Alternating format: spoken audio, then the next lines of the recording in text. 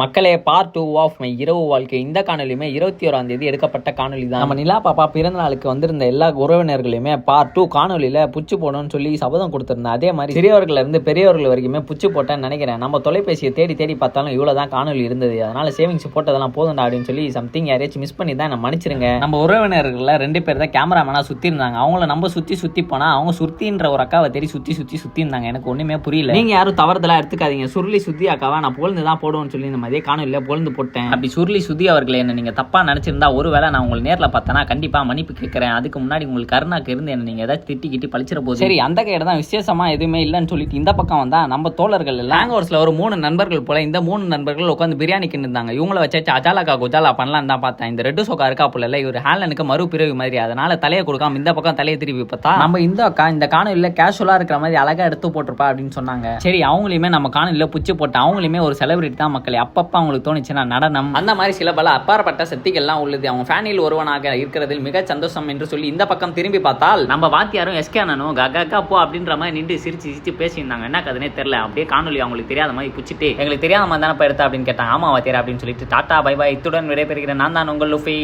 தனிச்சிருங்க.